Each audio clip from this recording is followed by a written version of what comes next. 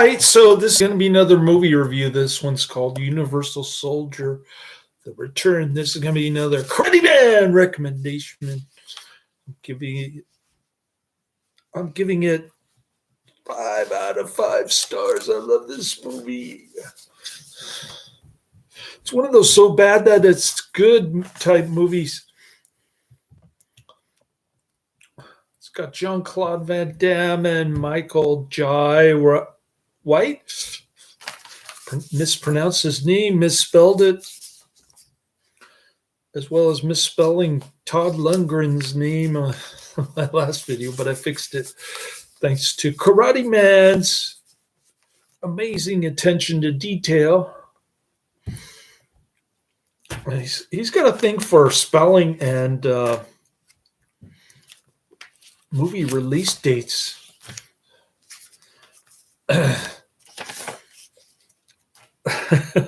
Unlike Mr. Adrian.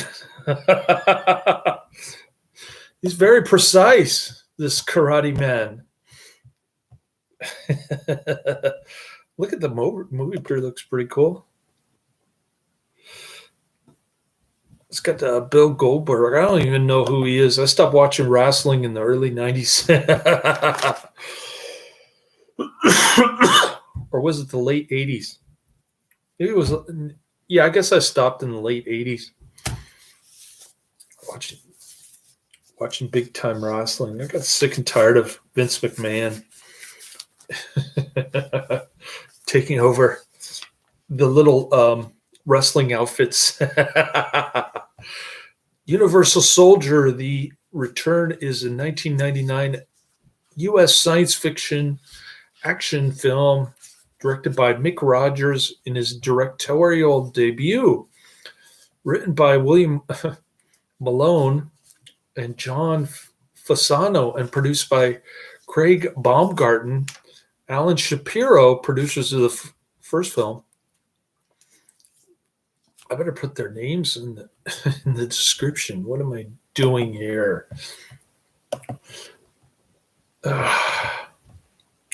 I posted the links to the movie and the trailer, but the movie is not free. I think it comes with a free trial, but then you could go through the process of canceling or becoming a member of something. I don't know. We'll say produced by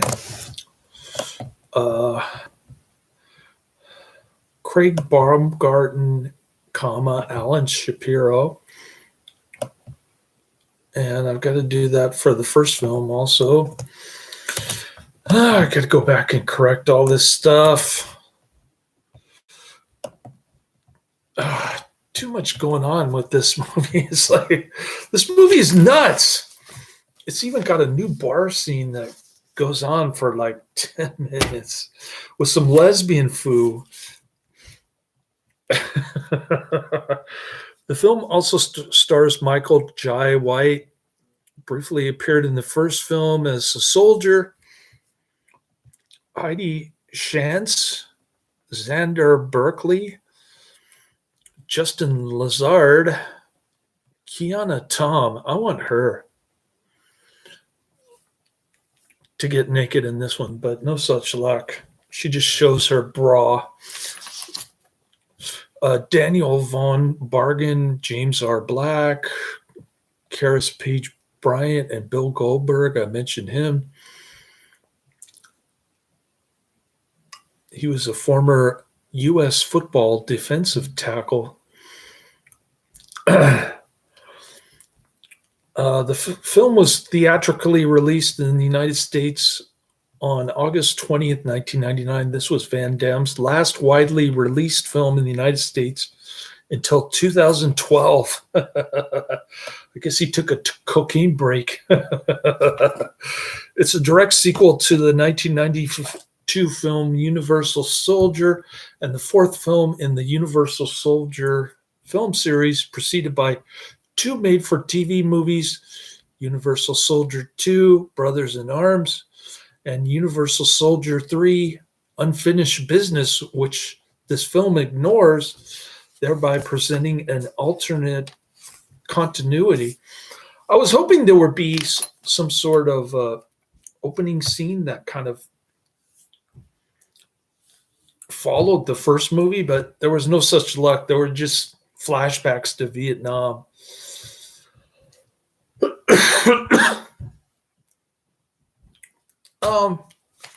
What can you do? The film was received with negative reviews, and it grossed over $10 million in theaters in the United States. Boy, it's not nearly as much as the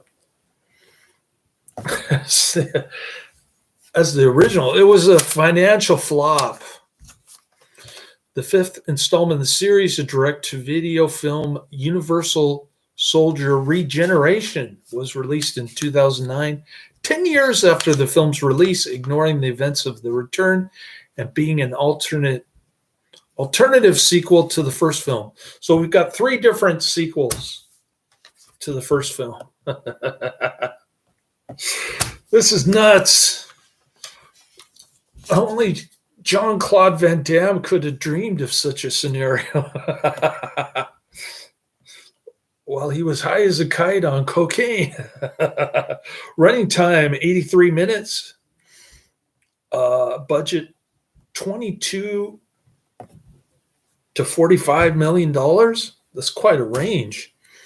It was expensive. It was distributed by Sony Pictures Releasing. The productions company was TriStar Pictures, and the box office was $10.7 million domestic. We don't know what the international haul was. Maybe it didn't go international. At least 15 years after Andrew Scott's death, former Unisol Luke Devereaux, Jean-Claude Van Damme. Don't ask me how he went from being Unisol to back to being a human being. That part wasn't explained. But he has been reverted to normal via genetic procedures, whatever that means. He currently works as a technical expert for the U.S. government with his new partner, Maggie, super hot Kiana Tom, very good looking, and yeah, I think I'm in love. Who has been through countless hours of combat training with him. They work to refine and perfect the Unisol program in an effort to make a new, stronger breed of soldiers, indestructible, that are more sophisticated and intelligent, to reduce the use of normal human soldiers in the battlefield. I think at one point Van Damme says,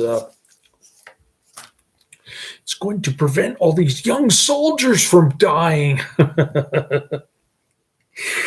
Oh, man, this movie's great. All of the new Unisols, known as Unisols 2500, which are faster and stronger than the original Unisols, are connected via neural implants through a sentient artificial intelligent computer system called Seth, self-evolving through Helix.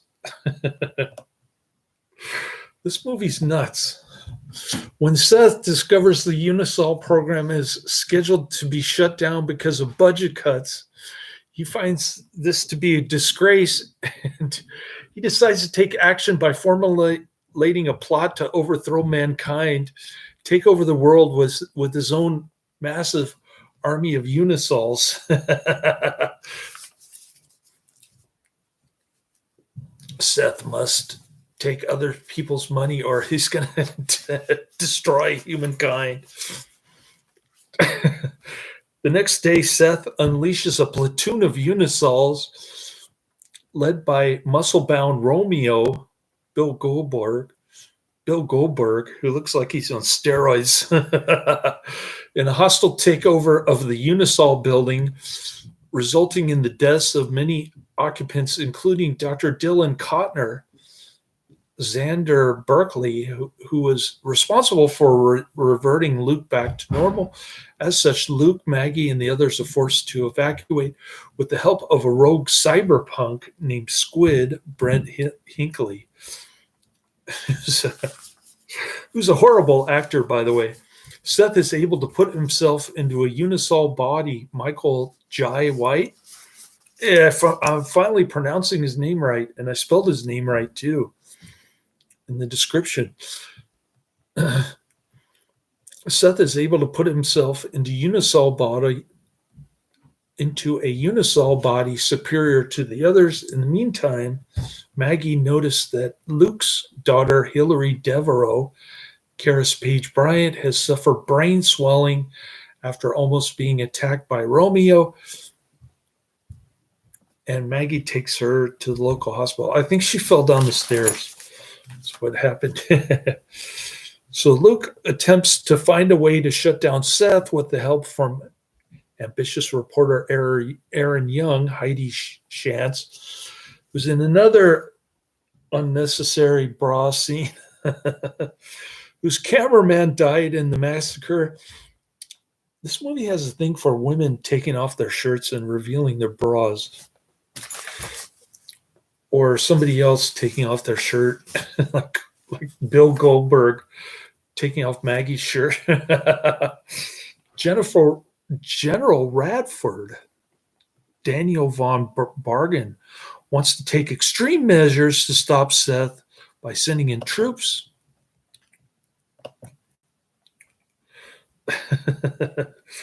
Oh, Karate Man's in the chat room.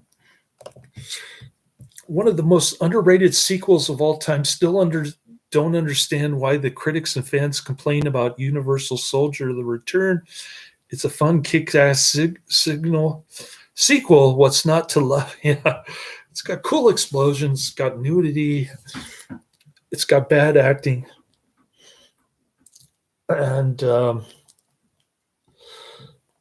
it's got cool fight scenes at the end with Jean-Claude Van Damme, Michael Jai White, Jean-Claude Van Damme versus Bill Goldberg. Those are all great fight scenes. I have nothing to complain about in this movie. It's actually better than the original, in my opinion. Very good recommendation from Karate Man. Tons of action as well as explosions. I've always loved Michael Jai White as the villain Seth, who is so intense. Van Damme is charismatic, badass as always. Plus, oh yeah, I forgot to mention the music. You've got Gwar and Megadeth in there. The opening jet ski chase scene is epic, especially the laundry fight scene when Van Damme kicks the Unisol in the washer machine. I think it was a dryer, Karate Man, because I didn't see any water in there. But that's okay. We'll let it go at that, Karate Man. All right.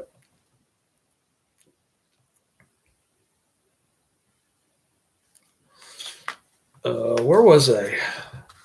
General Radford, Daniel von Bargen, wants to take extreme measures to stop Seth by sending in troops. Most of the troops, alongside a TV reporter and her crew, were massacred by 4 Unisols, even when Luke briefly tried to lead a team of United States Army Rangers commanded by Captain Blackburn, Justin Lazard, and Sergeant Morrow, James R. Black.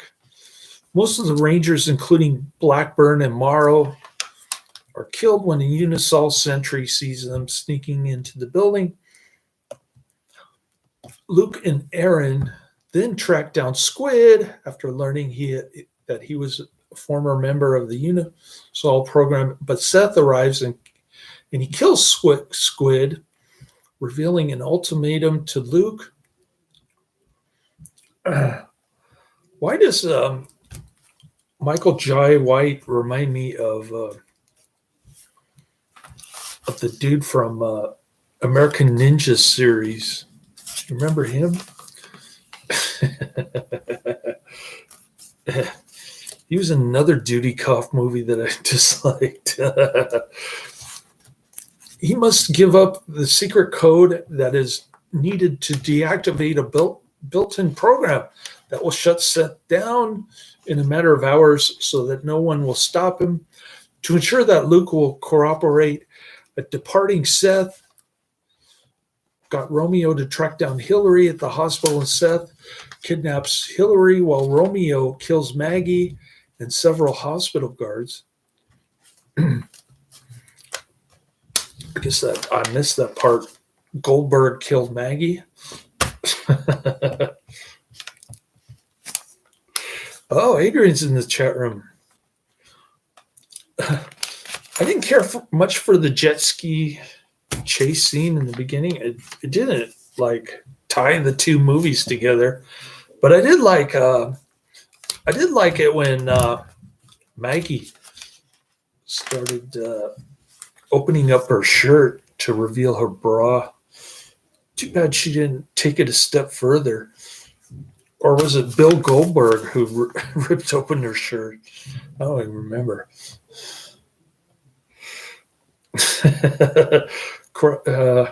Adrian says, saw this diamond? Oh, saw this gem at the movies back in the 90s. So it was international. He saw it in Australia, Adrian. But we don't know the Australian box office totals. Still don't know how this has a... Oh, Karate Man says, still don't know how this has a 5% on Rotten Tomatoes. These critics are snobs. What did they expect when it comes to an over-the-top action movie? Deserves higher rating. Like I said, it's one of those so bad that it's good type movies. I mean... people don't understand that Siskel and Ebert, when they rate high, you rate it low. When they rate low, you rate it high. You got to start thinking like that, Karate Man. All right. Where was it?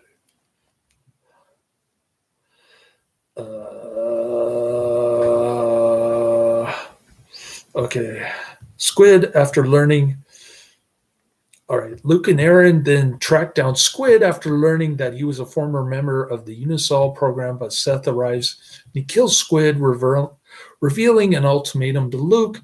He must give up the secret code that is needed to deactivate a built-in program that will shut Seth down in a matter of hours so that no one will stop him. To ensure that Luke will cooperate, departing Seth got Romeo to track down Hillary at the hospital, and Seth kidnaps Hillary while Romeo kills Maggie, several hospital guards. Upon returning to the Unisol building, Seth deactivated a time bomb implanted by Radford to prevent the Unisol building from being destroyed, much to Radford's outrage. Having no other choice, Luke returns to the Unisol building again, and he takes down many Unisols right before learning that Maggie has been revived as a Unisol. I need to marry Maggie somehow. He also learns that Seth is healing Hillary with Unisol technology, and upon deciphering code, Seth decides to kill Luke, and he raises Hillary as his own daughter. This is where it starts getting kooky, man.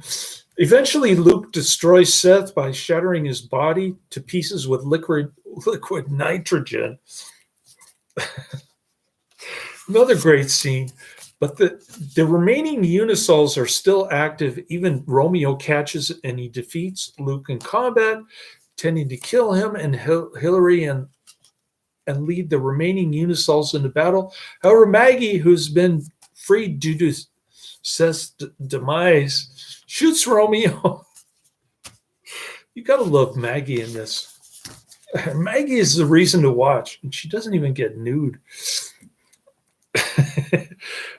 And that allows Luke and Hillary to leave, asking Luke to blow up the building with herself, Romeo, and the remaining Unisols inside, as she refuses to live the rest of her life as a Unisol. So she commits suicide because she doesn't want to be a Unisol after she's freed by Seth's demise.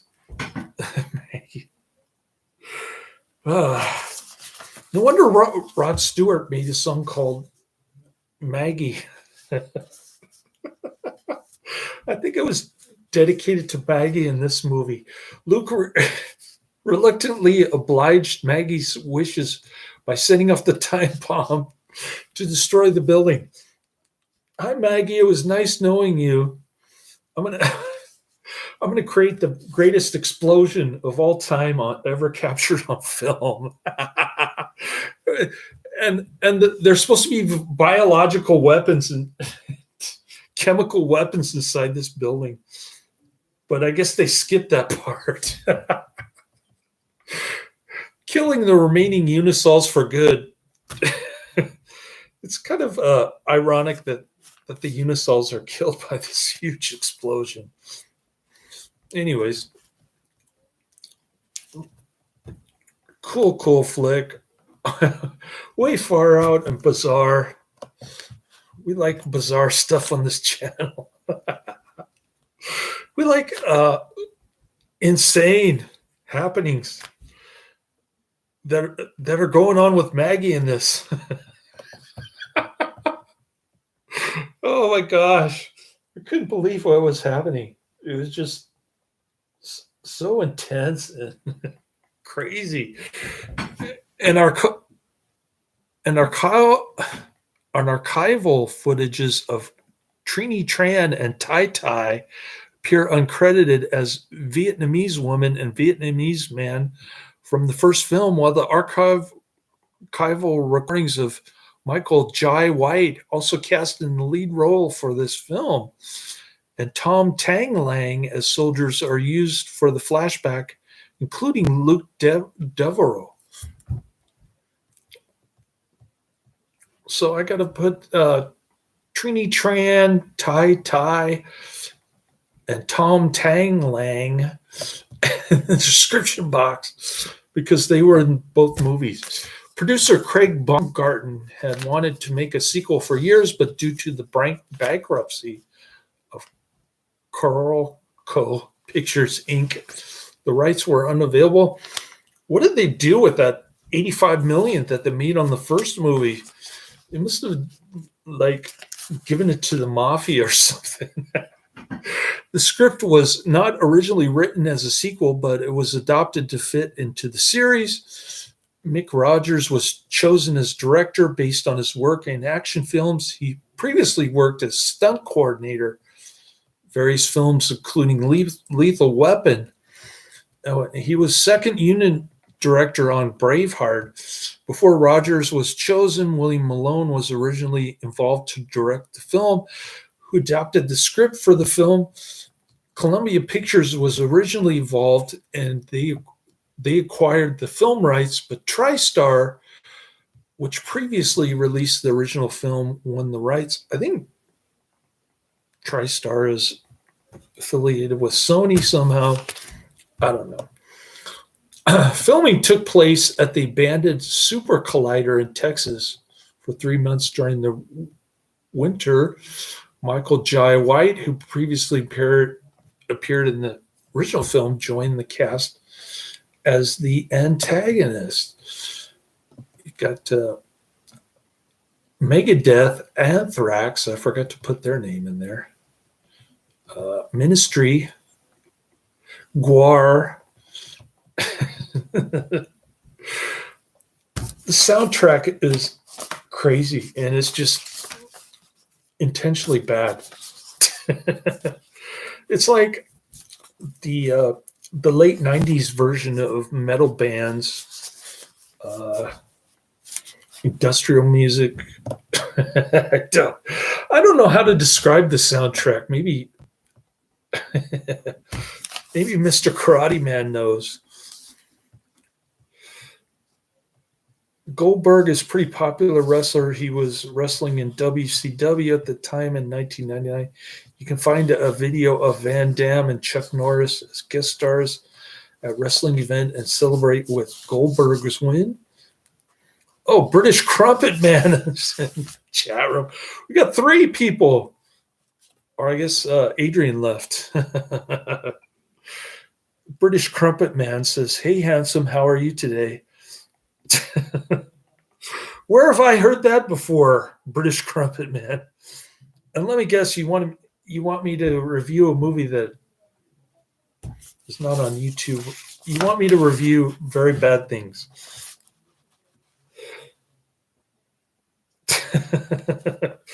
Yeah, we call Jean-Claude Van Damme the originator of the Jean-Claude Van Damme School of Acting, which is similar to the Dolph Lundgren School of Acting or the Lee Majors School of Acting.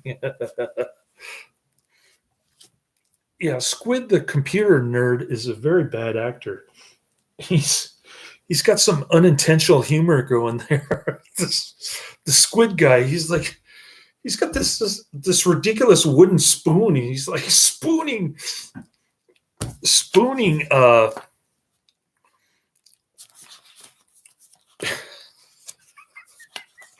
he's like spooning up this Captain Crunch berries or something. And spilling all over the place while all hell breaks loose and he's watching it on closed circuit television.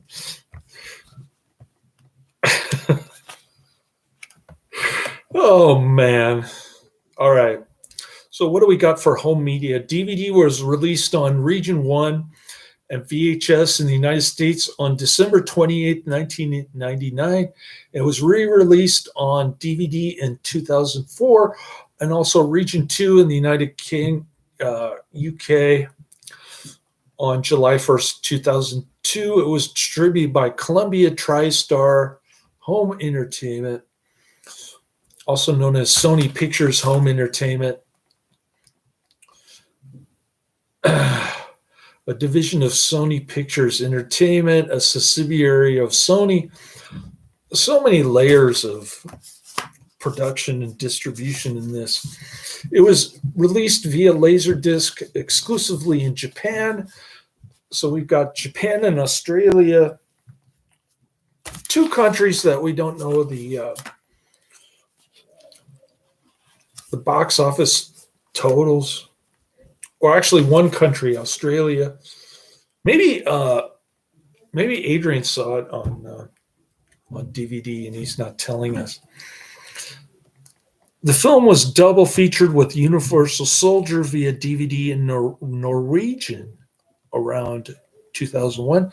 On October 4th, 2010, Universal Soldier Trilogy DVD was released for October 4th, 2010, followed by Universal Soldier Quadrilogy box set on February 11, 2013. In March 2009, the film was released on Blu-ray for the first time by Sony Pictures Home Entertainment. We talked about many different layers of Sony, many different departments. In 2012, as part of the distribution deal with Sony, Mill Creek Entertainment re-released the film as part of a Jean-Claude Van Damme themed Hollywood hit set, along with Knockoff, The Hard Corpse, and Second in Command.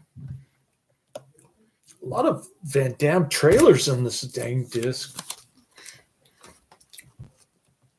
In 2013, a second Blu-ray of the film was released again by Mill Creek Entertainment as a double feature with Second in Command.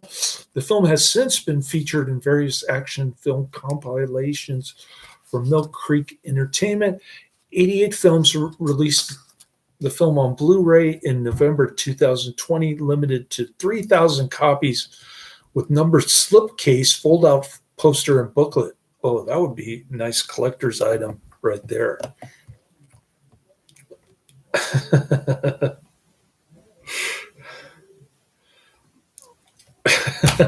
Karate Man says the strip club fight scene is fun too. Yeah, you got these topless dancers like getting in on the action, and they're all white. they all have pink nipples and fake breasts. They're like silicone breasts. When Van Damme fights the bouncers, then a massive fight erupts in the club. The strippers start fighting. Gosh, it gets insane, but I love it. That's what Karate Man says. Even when Seth, the talking computer, says, "Hello, Dr. Kottner, I'm ready when you are, but on the other hand, F you."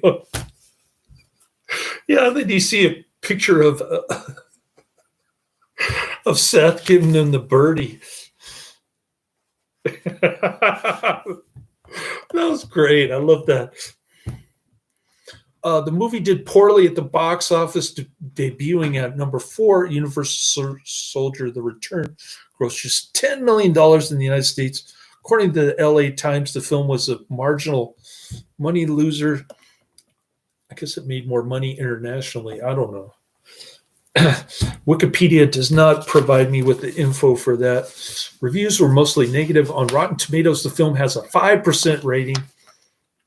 Karate Man already mentioned that, based on reviews from 58 critics, with an average rating of 2.89 out of 10. That's horrible.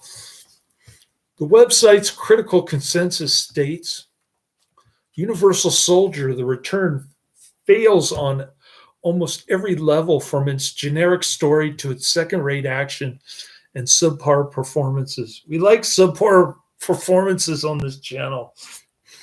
On Metacritic, the film has a score of 24 out of 100, based on reviews from 14 critics, including generally unfavorable reviews.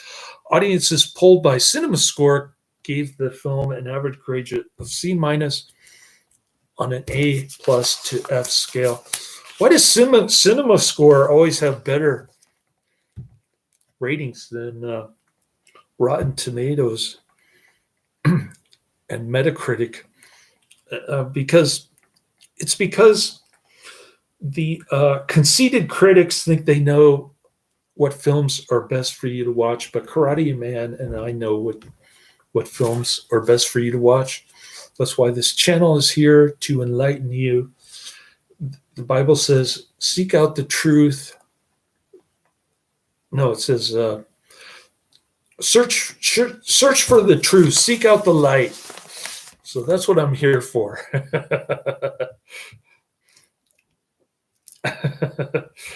British Crumpet Man says, I guess Van Damme's wooden acting couldn't save the reviews. We like Van Damme's wooden acting on this channel. It's like Lee Majors or Dolph Lundgren in the first one. It's empty. It's empty. Oh, that was another good flick. Not as great as this one, though. James Bernardinelli gave the film a score of 1.5 stars out of 4, and he remarked that some of the explosions are cool. There's an exploitatively entertaining sequence in a strip joint that features a bevy of topless women. Those are 2 reasons to love this movie. What are you talking about? Still, despite all the pyrotechnics, I almost dozed off twice. I guess you weren't paying attention to Maggie or the soundtrack or the ending fight scenes. Joe Layden of Variety magazine called it an underwhelming follow-up to one of the career-stalled action stars' better efforts.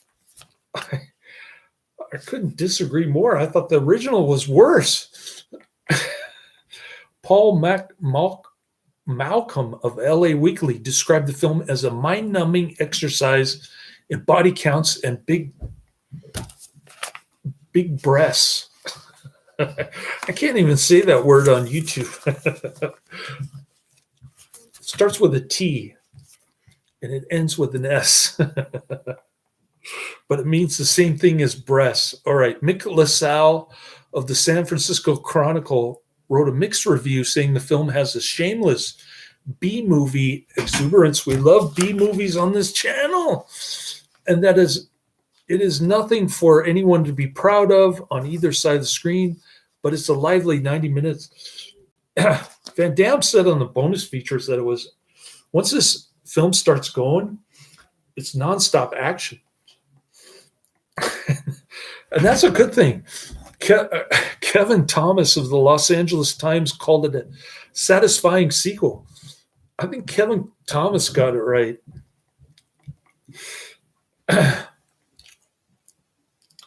Karate Man says Universal Soldier: The Return was Van Damme's last. Yeah, I already mentioned that. His last hurrah until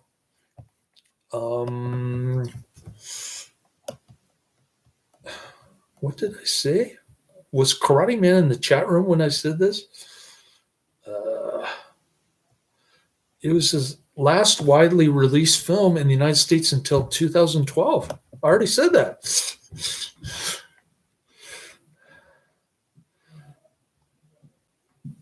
Yeah, I'm not too crazy about the first one, Karate Man. I'm sorry. It was just too slow. This one's fast paced and crazy. So that's the end of my review. Nice talking to you, Adrian, and British Crumpet Man. You're the only one left in the room. I'm up over 36 minutes, but I think that was my last review today. I was planning on doing 3 or 4, and I ended up doing 2. Karate Man says one-liners are great too. I think Bill Goldberg he's just like stomping around like a rhinoceros, and he's got this mean look on his face with the goatee and the mustache and no hair. And he's just stomping around, and he's like a big rhinoceros. I don't know how to describe him. This is not your lucky day. Yeah, I don't remember any of the one-liners, but come to think of it, they were pretty good too. Lots of reasons to love this. It's one of those so bad that it's good type movies. Trust me. Highly recommend it. Check it out. Good one, Karate Man. Laters.